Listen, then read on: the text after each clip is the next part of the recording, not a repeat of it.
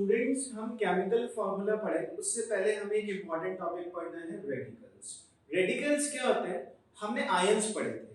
Ions क्या थे? जब किसी एटम ने इलेक्ट्रॉन दे दिया था या इलेक्ट्रॉन ले लिया था तो उसकी वजह से जो उस पे चार्ज आ गया था दैट इज वो क्या बना रहा था, उसे आयनिक फॉर्म में ला रहा था। क्लियर? वैसे ही अगर किसी ग्रुप ऑफ एटम पे चार्ज है, जैसे फॉर एग्जांपल यहाँ पे देखिए टू डिफरेंट एटम्स है जो कंबाइन हो चुके हैं और उनके ऊपर क्या आ गया है? चार्ज। तो इसे हम आयन ना कह के हम क्या कह रहे हैं? इसे रेडिकल कह रहे हैं। क्लियर है फॉर्म? तो रेडिकल की बात समझ में आ गई कि ग्रुप ऑफ एटम के ऊपर आपका क्या आ गया है? चार्ज आ गया है, तो वो क्या कहला रहा है? आपका रेडिकल। रेडिकल्स जो होते हैं वो आपके टू टाइप्स के होते हैं। रेडिकल्स आपके टू टाइप के, one is the basic, another is the acidic.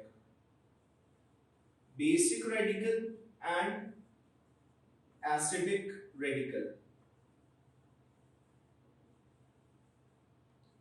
Radicals देखिएगा, बेसिक रेडिकल और एसिडिक रेडिकल की अगर मैं बात करूं तो basic radical are the positive radicals. For example NH4 plus ammonium, ये एक बेसिक रेडिकल है क्योंकि पॉजिटिव रेडिकल है। और नेगेटिव रेडिकल्स को आप क्या कह देंगे? एसिडिक रेडिकल कह देंगे। For example SO4 2- CO3 2- ETC। तो ध्यान दीजिएगा, रेडिकल्स का मतलब बहुत सिंपल सी टर्म्स में मैंने आपको एक्सप्लेन कर दिया है कि जब कोई दो या दो से ज्यादा एटम, टू और मोर एटम केमिकली कंबाइन होते हैं और कंबाइन होने के बाद उनमें अगर कोई चार्ज है तो उन्हीं को क्या कह देंगे? हम रेडिकल कह देंगे। रेडिकल्स हमारे टू टाइप के हैं, बेसिक रेडिकल और एसिडिक रेडिकल। बेसिक रेडिकल मतलब positive radicals and acidic radical means negative radicals. और ये रेडिकल्स हमें यूज आने वाले कहां पे? फार्मूला मेकिंग में। तो कुछ रेडिकल्स मैंने यहाँ पे लिखे हैं, बाकी इनका जो चार्ट होता है रेडिकल चार्ट, ये हम लोग आपके साथ शेयर कर देंगे PDF फॉर्म में। क्लियर है पॉइंट? जहां हम आपको DPP देने वाले हैं वहीं पर हम आपको क्या दे देंगे? इनके साथ प्रैक्टिस शीट के साथ में ये फॉर्मेट, इसका एक पूरा चार्ट भी आपको देंगे हम। यहाँ पे मैंने कुछ इंपॉर्टेंट बेसिक रेडिकल्स लिख दिए हैं, जैसे sulphate SO4 2-, sulphide SO3 2-, phosphate PO4 3-, phosphide PO3 3-, carbonate CO3 2-, bicarbonate HCO3-, bisulphate HSO4-, bisulphide HSO3-, dichromate Cr2O7 2-, nitrate NO3-। Clear है पॉइंट? ये हमारे कुछ रेडिकल्स हैं। अब इनका यूज फार्मूला बनाने में कैसे आने वाला है उसको हम देखते हैं। क्लियर है? तो हम नेक्स्ट टॉपिक है हमारा केमिकल फार्मूला, जो कि मोस्ट इंपॉर्टेंट है केमिस्ट्री के लिए और वो हमें आना ही चाहिए। जब तक हमें केमिकल फार्मूला बनाना नहीं आएगा तब तक हम केमिस्ट्री में आगे नहीं बढ़ पाएंगे। तो उसे ढंग से सीखिएगा, बहुत आसान है केमिकल फार्मूला बनाना। तो हेडिंग डालते हैं हम लोग केमिकल फार्मूला। Chemical formula. अब देखिए केमिकल फार्मूला क्या होता है। केमिकल फार्मूला एक सिंपल, मैंने H2 लिख दिया, तो H2 क्या है? वाटर का केमिकल फार्मूला है। कैसे बना that is important for us. तो उसके लिए 3 रूल्स हैं हमारे पास। देखिएगा रूल्स पे चलते हैं। रूल्स क्या कहते हैं? रूल नंबर 1 कहता है कि जो पॉजिटिव आयन या रेडिकल होगा, क्या कहना है? पॉजिटिव आयन या रेडिकल, रेडिकल है, उसे हम लिखेंगे लेफ्ट हैंड साइड। तो क्या लिख रहे हैं? Right on left hand side, right on left side. Clear? तो अब हमें क्लियर हो गया कि भाई पॉजिटिव आयन को हम कहां लिख रहे हैं? लेफ्ट हैंड साइड पे लिख रहे हैं। तो नेगेटिव आयन या रेडिकल को कहां लिखेंगे? राइट हैंड साइड पे लिखेंगे, ऑब्वियस सी बात है। तो यहां लिख रहा हूं नेगेटिव आयंस, आयन और रेडिकल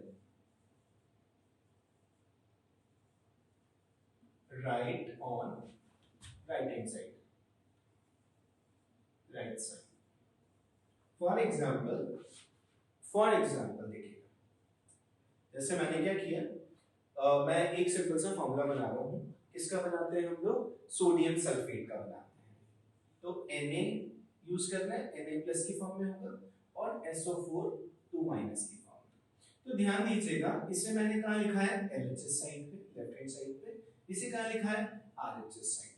ध्यान देना, ऐसा नहीं कि पहले SO4 2 माइनस लिखो फिर Na प्लस लिखो, ऑर्डर जो होगा वो ये ऑर्डर होने वाला है। तो that is rule number 1। Rule number 2 क्या कहता है, रूल नंबर 2 कहता है कि now you have to write the valency of every ion or radical below the given ion or radical। क्या कह रहा है, write the valency number, write the valency number below the given ion or radical। क्या कहना चाहता है rule, समझते हैं। फॉर एग्जाम्पल वो कह रहा है Na है, SO4, क्लियर, Na है और SO4 है, तो इसका जो नंबर है वो कितना है, 1, SO4 का कितना है, 2। साइन को यूज नहीं करना है, साइन हमारा हट गया है, हमें सिर्फ ये यूज करना है, क्लियर है। तो रूल नंबर 2 कह रहा है अब आप क्या करें, इनकी वैलेंसीज को लिख दीजिए। रूल नंबर 3 कहता है, रूल नंबर 3 कह रहा है कि now you have to divide the valencies by the highest common factor। आप क्या करें, जो highest common factor आ रहा है उससे इन नंबर्स को क्या कर दें, डिवाइड कर दें। तो देखिए यहाँ कोई highest नंबर common factor नहीं आने वाला, 1 ही आने वाला है, तो 1 और 2 ही आने वाला है। लेकिन एक एग्जांपल लिखता हूँ, क्या कहना चाह रहे हैं, डिवाइड करें वैलेंसीज को, क्लियर। तो मैं लिख रहा हूँ divide valency number by highest common factor, highest common factor। इस रूल को समझते हैं। थर्ड वाला रूल कह रहा है, देखिए पहला रूल कह रहा था क्या करें, सबसे पहले आप पॉजिटिव वाले को लेफ्ट हैंड साइड पे लिख दीजिए और नेगेटिव वाले को राइट हैंड साइड पे लिख दीजिए। रूल नंबर 2 कह रहा है कि जब आपने आयन या रेडिकल लिया है उसकी जो वैलेंसी नंबर है उसको नीचे लिख दीजिए, उसके लिख दिया हमने। थर्ड रूल कह रहा है कि आप जो ये नंबर आया है इसको कॉमन फैक्टर से डिवाइड कीजिए।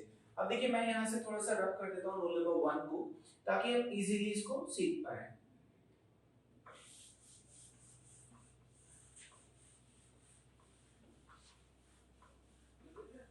मैंने दोनों रूल हटा दिए हैं, अब मैं थर्ड रूल को एक्सप्लेन कर रहा हूँ। Divide the valency number by the highest common factor। For example, देखिए मैंने लिया मैग्नीशियम, क्लियर, और मैंने लिया SO4, तो हमें पता है कि इसका 2 नंबर है, इसका भी 2 है, तो इन दोनों का हाईएस्ट कॉमन फैक्टर क्या आ रहा है, 2। तो मैं क्या करूं, इन्हें 2 से डिवाइड कर दूं, क्लियर। तो मेरा क्या आ जाएगा, 1:1।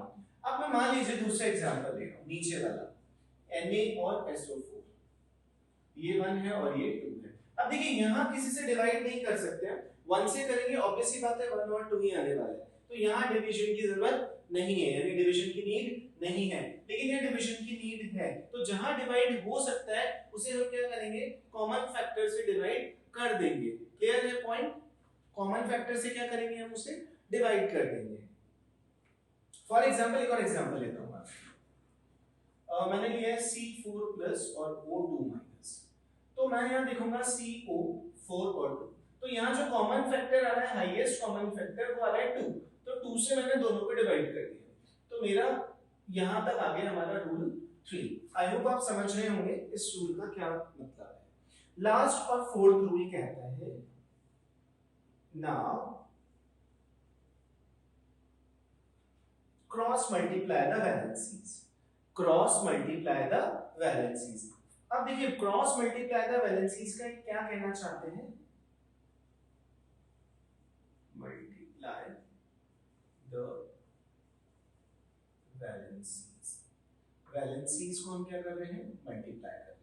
अब इन ऑर्डर, ध्यान देने वाला पॉइंट देखिएगा क्या है, ध्यान देने वाला पॉइंट है कि कहां पे ये जाने वाली है, किस तरीके से ये मल्टीप्लाई होने वाली है। तो मैं एग्जांपल लेके आपको एक्सप्लेन करता हूं, बहुत इजीली समझ में आ जाएगा। फॉर एग्जांपल Na है और SO4, अब मैं रूल को यूज करने वाला हूँ, यहाँ पे मेरा 1 है, यहाँ 2 है, कॉमन फैक्टर से डिवाइड करके भी देख लिया, डिवाइड नहीं हो रहा है, तो अब हम इधर सेंड कर रहे हैं। तो हमारा बन गया Na2SO4 1। अब देखिए 1 जो है इसको मुझे नहीं लिखना है, तो ध्यान देना है Na2SO4, ये हमारा क्या बन गया फॉर्मूला, सोडियम सल्फेट का फॉर्मूला। अब देखिए हम चारों रूल्स को एक बार क्लब करते हैं और एक एग्जांपल लेके समझते हैं किस तरीके से केमिकल फॉर्मूला बनाया जाएगा।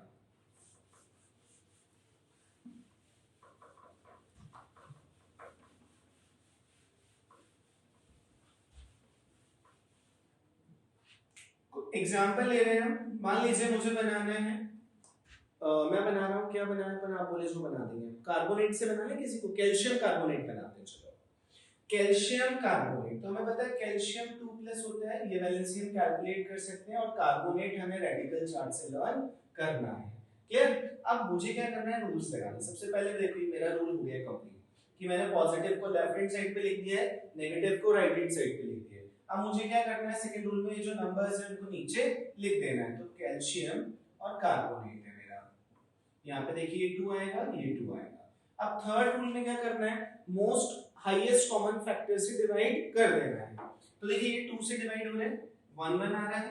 अब क्या करना है, ये जो वैलेंसीज हैं CaCO3, ये जो वैलेंसीज हैं इन्हें क्या करना है, क्रॉस में सेंड करना है। लेकिन ध्यान रखना है अगर रेडिकल है तो ब्रैकेट आएगा, लेकिन 1 है तो हम उसको लगाते नहीं इसलिए ब्रैकेट नहीं आता है, लेकिन 2 होगा तब ब्रैकेट आएगा ही आएगा डेफिनेटली।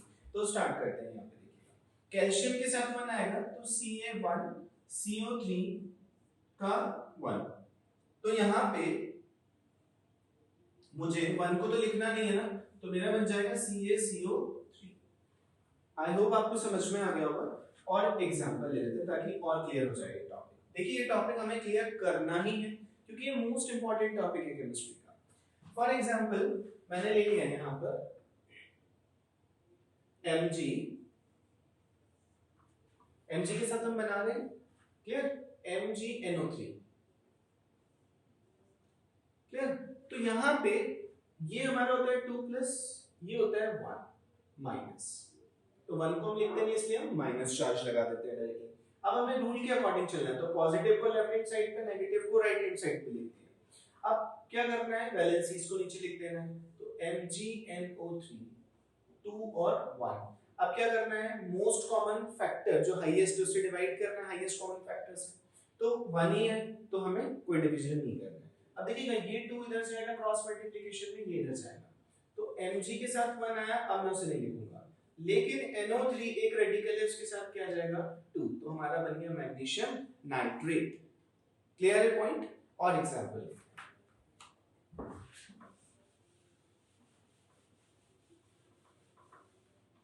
देखिएगा, नेक्स्ट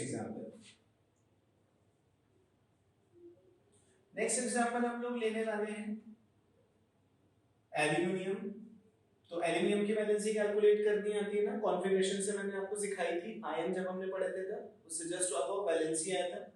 तो इसकी वैलेंसी 3+ एक बार फिर से बता देता हूं, 13 पे आता है ये, तो 283 है इसका कॉन्फ़िगरेशन। ये 3 क्या करेगा, लूज करेगा, और लूज करने पे साइन प्लस आ जाएगा। तो एल्यूमिनियम हमने ले लिया है 3+ वैलेंसी, और SO4 क्या होता है 2- रेडिकल चार्ज से हमने देख लिया। अब यहाँ पे हमें फार्मूला बनाना है, तो सबसे पहले हमने एक स्टेप किया फर्स्ट कि पॉजिटिव को लेफ्ट हैंड साइड पे लिख दिया और नेगेटिव को राइट हैंड साइड पे पुट कर दिया है। Now we have to put the valency number below the ion और रेडिकल। तो अब हम नेक्स्ट स्टेप कर रहे हैं, AlSO4 है हमारे पास, यहाँ पे 3 है और यहाँ पे क्या है 2। अब हमें क्या करना है, क्रॉस मल्टीप्लिकेशन करना है, पर उससे पहले हमें क्या करना था, इनको हमें हाईएस्ट कॉमन फैक्टर से डिवाइड करना है। तो यहाँ कोई हाईएस्ट कॉमन फैक्टर आ रहा है जिससे दोनों डिवाइड हो सकते हैं, नहीं आ रहा, मींस अब हमारा जो लास्ट स्टेप है वो हमें करना है, वो क्या था, क्रॉस मल्टीप्लिकेशन। तो Al के साथ क्या आ गया 2, ध्यान दीजिएगा SO4 के साथ ब्रैकेट आएगा क्योंकि एक रेडिकल है, और उसका थ्राइस एल्यूमिनियम सल्फेट हमारा बन गया। क्लियर? नेक्स्ट बनाते हैं हम लोग, मान लीजिए मुझे बनाना है पोटेशियम डाइक्रोमेट। क्या बना रहे हैं हम लोग, पोटेशियम डाइक्रोमेट बना रहे हैं। तो पोटेशियम, अब के मुझे नहीं पता इसकी वैलेंसी क्या है, लेकिन आपको कैलकुलेट करना सिखा चुका हूं। 19 पे आता है कॉन्फ़िगरेशन 2881, आउटर शेल में लेस देन 3 है, तो क्या करेगा, लूज करेगा कितने जितने, तो 1 लूज करता है और वैलेंसी क्या बनाता है k प्लस। तो इसे लेफ्ट हैंड साइड पे लिखो या राइट हैंड साइड पे, लेफ्ट हैंड साइड पे। और मुझे बनाना क्या है, डाइक्रोमेट। तो डाइक्रोमेट क्या था, Cr2O7 2-, ये हमने वैलेंसी चार्ट से देख लिया है। क्लियर। तो देखिएगा अब हमें क्या करना है, इन वैलेंसीज को बिलो द आयन और रेडिकल लिख देना है। तो मैं लिख रहा हूं यहाँ पे KCr2O7 और यहां मैं लिख रहा हूं 1 और यहां मैं लिख रहा हूं क्या, 2। अब हमें क्या करना है, हाईएस्ट कॉमन फैक्टर से डिवाइड करना है। तो देखिए कोई ऐसा कॉमन फैक्टर नहीं जिससे दोनों डिवाइड हो जाए, 1 ऑप्शन है, तो 1 से मुझे डिवाइड करना है, तो 1 और 2 ही मिलने वाला है। तो यहां हम क्रॉस मल्टीप्लाई कर रहे हैं, तो 1 क्या रहा है K2, अब ब्रैकेट लगा रहा हूं मैं एक बार, Cr2O7 और 1, तो 1 है इसलिए ब्रैकेट नहीं आएगा, तो फॉर्मूला क्या हो जाएगा, K2Cr2O7 पोटेशियम डाइक्रोमेट। अच्छा एक पॉजिटिव रेडिकल का भी एग्जांपल ले लेते हैं, बेसिक रेडिकल का। देखिए मैं बना रहा हूं अमोनियम क्लोराइड। तो अमोनियम होता है NH4+ और क्लोराइड तो क्लोरीन की -1 वैलेंसी। अब देखिए पॉजिटिव को मैंने लेफ्ट हैंड साइड पे लिख दिया है और नेगेटिव को मैंने राइट हैंड साइड पे। अब मुझे क्या करना है, वैलेंसीज को इनके नीचे लिख देना है। तो NH4 और Cl, यहाँ क्या है 1, यहाँ भी क्या है 1, और 1 और 1 को अगर मैं डिवाइड करूँ तो 1 से करूँगा 1 ही आ जाएगा। अब हमें क्या करना है, now we have to cross multiply. तो देखिए यहाँ पे ये तो क्रॉस मल्टीप्लाई होगा, ये इसके साथ मल्टीप्लाई होगा, तो बनेगा क्या NH4 होल 1 Cl। लेकिन हम 1 को तो लिखते नहीं है ना, तो हमारा फॉर्मूला क्या बन जाएगा NH4Cl ammonium chloride. I hope आपको ये समझ में आ गया होगा केमिकल फॉर्मूला कैसे बनाया जाता है। देखिए बहुत सिंपल टर्म्स है, 4 रूल्स थे जिन्हें हमने यूज कर लिया और हमारा काम हो गया। अब इसी का एक पॉइंट आता है कि एक फॉर्मूला तो हमने बना लिया, फॉर एग्जांपल ये फॉर्मूला बना लिया, इस फॉर्मूला के बेसिस पे ये फॉर्मूला बना लिया, ये फॉर्मूला बना लिया, इन फॉर्मूला को बनाया तो इनका सिग्निफिकेंस क्या है। तो देखिए सिग्निफिकेंस मतलब ये किसकी इंफॉर्मेशन हमें दे देते हैं। तो इनका सिग्निफिकेंस देखिए, एक तो ये बता रहा है कि इसमें कौन कौन से टाइप ऑफ एटम पार्टिसिपेट करें, यानी केमिकल फॉर्मूला हमें क्या क्या बता रहा है, वो कहलाएगा हमारा सिग्निफिकेंस। और सिग्निफिकेंस में देखिएगा first point, it tells the number of type of different atom participate in the formula, first point. Second point, it also show the number of atom participate in a chemical formula। देखिए nitrogen का 1 number है, hydrogen का 4 है और chlorine का 1 है, वो भी एक फॉर्मूला हमें क्या कर रहा है, रिप्रेजेंट कर रहा है। ध्यान दीजिएगा significance. Third, it shows the element name और द रेडिकल नेम आल्सो, कि कौन-कौन उस फॉर्मूला में पार्टिसिपेट कर रहा है। Fourth point, it tells the molecular mass of a given compound, जो हमें कंपाउंड दिया है उसका हम मॉलिक्यूलर मास और ग्राम मॉलिक्यूलर मास भी निकाल सकते हैं। तो ये हमारा इसका क्या हो गया है, सिग्निफिकेंस। फिर से बोल देता हूं, ये टाइप ऑफ एटम्स को बताएगा, नंबर ऑफ एटम्स को बताएगा, नेक्स्ट यानी एटॉमिसिटी को इसने बता दिया, नेक्स्ट ये पर्टिकुलर एलिमेंट के मॉलिक्यूलर मास को बताएगा, फोर्थ ये हमारा इसके ग्राम मास को रिप्रेजेंट करेगा, फिफ्थ पॉइंट ये जो एलिमेंट्स हैं इनके नेम्स के बारे में भी ये हमें इंफॉर्मेशन देगा। क्लियर। तो ये हमारे क्या हो गए हैं, सिग्निफिकेंस ऑफ केमिकल फॉर्मूला। और अब हम पहुंच गए हैं लास्ट टॉपिक पे इस चैप्टर के।